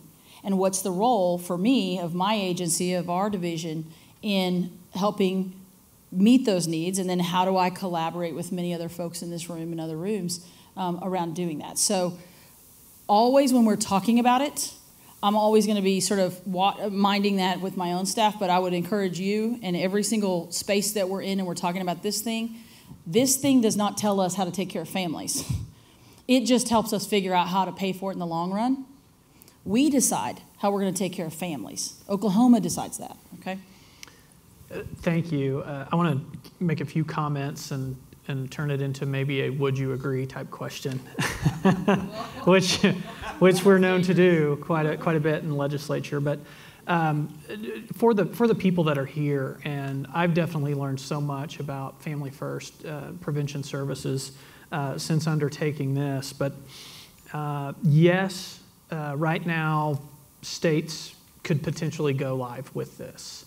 But some of the realities that I think, especially the people in this room should know, is that the clearinghouse, which is essentially the menu that the federal government is going to put their stamp of approval on for certain types of services, is not defined at this time. And to me, if we were to go live and draw down these federal dollars and roll out a program and start delivering services today, that we would only be doing that for the purposes of patting ourselves on the back, in my opinion, to say, well, look at us. Oklahoma's doing this. We're ahead of the curve. We're serving these families. But in reality, we run a risk of really taking a huge step back. And Eric, I'm going to point to you and the story that you told. You talked, both of you really, about the need for supports and how helpful that would have been to keep you and your families together, to get you to a place where you could focus on being a mom and the responsibilities in front of you. And if we roll something out early and start funding it and it ultimately isn't approved at the federal level, that means that we have to go back to Erica and say, hey, we know that this was really working for you, and we love what it was able to do for you and your family, but we don't have the funding for that anymore. So you're kind of back to where you were. And it really sets these families back into a bad position. So to me, that's what's most important as a legislator. And I say this in a lot of areas. We talk about budgets for the waiting list, so those people with developmental disabilities, intellectual disabilities. It's kind of a balancing act. You don't want to throw a bunch of money at that waiting list and then not have providers there to provide that service. You're telling those families, oh, hey, we care about you, and great, here you go, you're off the list. But then they can't go get ultimately that service that they need, which got them on the list in the first place. So I feel we're in a very similar circumstance here. Not to mention, DHS is an executive agency. They answer, the director, Justin Brown, and answers to the governor. We have to work with the legislature, and we're prepared to work with that. But the governor has been, since he's taken office, and the chances that I've had to work with him, he wants to be very much on purpose. Let's have measurable outcomes. And I may be speaking kind of out of my lane here, Dr. Shropshire, but from the turnaround team and that human services work group that we were, it's like we're solving real problems. So what are the problems? What are the measurable goals that we can do? Sustainability, so that it continues on as we need it. Flexibility, so that as our needs change as a state and our families' needs change, if we go from lots of cases of neglect back to lots of cases of abuse, like, are we prepared to deal with that? Let's not submit a state plan prematurely that the federal government ultimately approves. Our needs change 5 years from now, and we say, well, we really need to do this, and it's not in our state plan. So there really is a lot of wisdom in delaying and taking our time and really sorting through the information to find out what is important for Oklahomans and our family. What is it that we, as all those pieces are put in place, that we can then step out to the public and say, here's what we're ready to do. These are the services that we're ready to provide. As a legislature, we say these are going to be well supported. We are going to stand behind these and really give that confidence to the people of the state of Oklahoma. Would you agree that's kind of the position that we're in? Yeah, I would absolutely agree with that from our own experience, as well as my experience now in this role. Oklahoma DHS rolled out a new website this week, rokdhs.org. okay, rokdhs.org, that contains on that what we are calling True North, our goals. And we, as a child welfare team, we started with what are the outcomes that we hope to achieve, and then we backed into what are the goals. One of those is specific around how we serve children and how many children we serve in the home of their original family, as opposed to in a foster care system. So you'll be able to track publicly how we're doing in that over the next however long that website stays live. And you'll also be able to raise your hand and say, I want to help in some sort of space. You'll also be able, through that website, to be able to bring ideas. So if you have ideas for how we would do this work better, if you have resources to bring, or you're like, I want to help, or my organization wants to be involved in the conversation around this, you can do it through that website, and then we will we'll be leveraging that way to engage with many, many partners around not just improvement. I don't like improvement because it goes like this. I'm interested in innovation because it goes like this. And I think our governor's interested in that, and we're honored to be alongside the legislature, I think, in that same, in this season, in that same vein. I can't speak for the House of Representatives, but I can speak for Representative Lawson, and I'm very much interested in doing this too. Thank you. I do want to give my colleague, Representative Albright, a chance to ask a question. You do have a question. Okay, Joe, if you can. Representative Albright, you're recognized for a question of the panel. Thank you. I'm a former teacher turned legislator, so I'm very aware of the experiences with foster care. My school that I taught at was a Title I school. There was 100% free and reduced lunch. I saw children who were separated from their families and the effect that that had, the trauma that they suffered. So I'm over here just nodding my head through all of your presentations. I appreciate the work that all of you are doing and your experiences to the ladies who have been through the process. My question relates to how does criminal justice reform tie into this? Because, you know, how would that affect your agency, Dr. Shropshire, and your practice, Dr. Shamblin, knowing that 80% of incarcerated women are mothers? And we know that these traumatic experiences have a negative effect, not just emotionally, but even physically and physiologically, have health outcomes that are negative. What effect would that have if we had some criminal justice reforms that would enable parents and families to stay together? Mm-hmm. I think it's a great question, and I think it's a question that actually a lot of people are asking.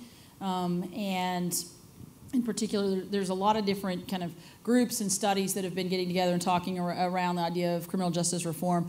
I don't pretend to have any wisdom about exactly what that should look like. What I'll tell you, though, is the end result of women, us being a state that has a lot of women in prison or in jail, is that a lot of those children are either in extended family situations that strain the extended family, or they ultimately land in our system. And so there's no question that these things connect. I would say there's criminal justice aspects to that. There's also human trafficking aspects.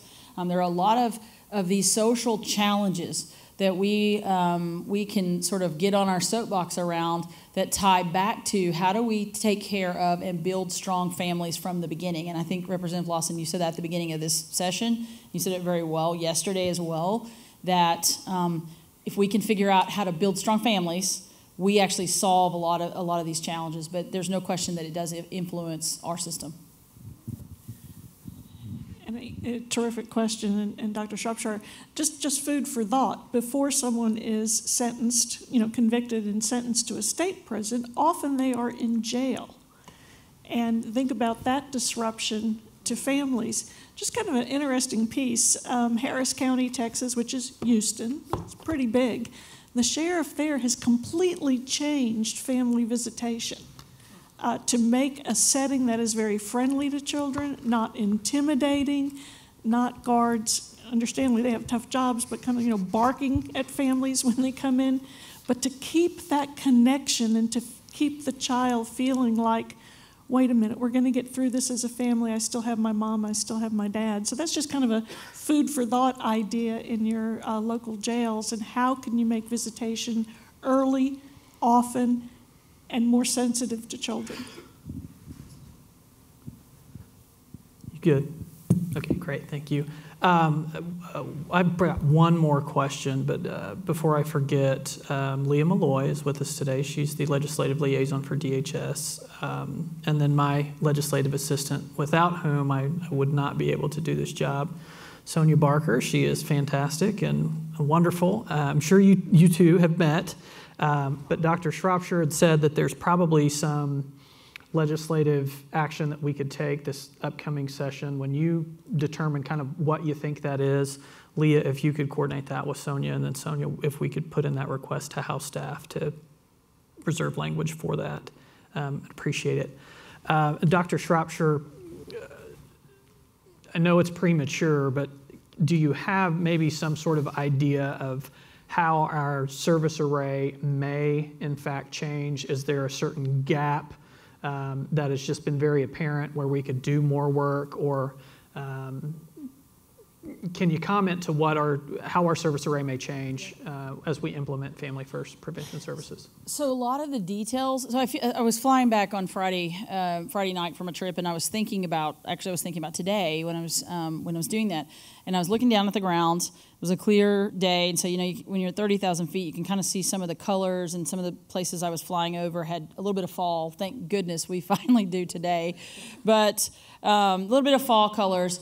And then as we started down, then you could start to see more definition, right? So then you could kind of see some buildings and driveways and trees and things like that. And I feel like we're somewhere in that process in terms of planning. But there's clearly a couple of areas that are challenging for us that we're going to have to build something that doesn't exist. And I feel pretty strongly about the way we take care of the kids who are in our care who have extraordinary needs, whether those are mental health needs, developmental needs, combinations of kids. I have kiddos in my care that have significant medical and developmental and behavioral needs. Significant. And I can look at all three systems that may serve that and say, and every one of them says, well, I don't know how to take care of the other two. Mm-hmm. We're going to have to construct some things that don't exist here. And I think we're on our way in that process. The other side of that, I think, is services to parents, particularly around mental health, substance abuse treatment, and parent access to those services. Because many of the families that we serve, the parent may not have health insurance. Health insurance is like this sort of magic ticket. You can get what you need if you have it, and if you don't, good luck. And we've got to figure out how to ensure that the appropriate behavioral health and substance abuse services are accessible to families that we're going to try to serve through that prevention space. And so those are the two spaces where if the service exists, we don't have enough of it. Mm-hmm. It may not exist. I think in some areas it may not exist, and we may have to construct it. The good news is we've actually been assembling a clinical team within our division, our agency, as well as identifying good partners in some of the other agencies to be able to say, how do we come together and build what maybe our state needs, our kids need, but doesn't exist here. We're also looking at other states and talking with them about what's worked in their spaces. So I think we're trying to be very, very, again, back to your point, very deliberate, very thoughtful, data-driven, thinking about how do we leverage dollars well. But at the end of the day, I want to be able to sleep at night because kids didn't need to come into foster care, that we could serve in a different way. And if they did, that we're not trying to take the place of a parent, but we should at least leave you in a better spot than we found you, for families and children who bump into our system, and that's the goal at the end of the day. Great, thank you. Okay, yes, Representative Hill for a question. Dr. Shropshire, as we're looking at the rolling out of this act, knowing that 1 in 4 of our kids that age out of foster end up incarcerated, do we have something that we're looking at in regards to how we work with them in a better way from 17 to 24, 26? Is that part of the piece of this? Well, it's definitely part of the piece of what the agency's trying to do. We'll see how it exactly weaves in with Family First, but actually I mentioned the True North goals that our agency's taking on, and the child welfare specifically has identified one of our 4 priority areas to be those youth who are at risk or who age out. Many states have extended services to kids who are older, 21, 23. What that looks like kind of varies from state to state, but we are absolutely identified that as the population that we want to serve and get to a better place so that those folks are ready to have families of their own at some point. Yeah. For a follow-up. Thank you. Thank you, Mr. Chairman. Once again, thank you all so very much. I know the vulnerability of what you were able to share today, and as a former foster parent myself, had we have had this take 15 years ago, I believe the outcomes could have been extremely different for the children in our care. And so thank you so much for all of you that are working on this. I truly believe we can change the outcome of kids in Oklahoma through this. So thank you, Mr. Chairman. Thank you, Representative. Unfortunately, we have reached our 10:30 time. Normally in government, we're an hour behind schedule, but being that you guys did not choose to run for office, I don't want to subject you to the ways of the legislature. Ladies, yes, thank you so much for your time. It was a lot of information to take on and address in the time frame that we had, but you did so wonderfully and with grace, and I really appreciate your time. I look forward to kind of unpacking this and putting this together so that it can benefit the people of the state of Oklahoma, and we can see an upward tick in the trajectory of our children who otherwise are entering the welfare system, and just really excited. Any true reform, I've said in my vast 3 years of experience in the legislature, but I mean this, any true meaningful reform is not going to really blossom and bloom for a generation, 15 to 20 years, long after I'm gone. But that's what's most meaningful. That's where you see the most impact, and you really start to change the lives and see progress be made. And thank you for choosing to undertake this, for your time and sharing your expertise. I do want to turn it back over to Joe, maybe for any last words or wrap up. But ladies, thanks so much for being here. And for all of you, thanks. I hope it was helpful, and be safe on your journeys home. Thank you, Mr. Chairman. Let's give these ladies a round of applause.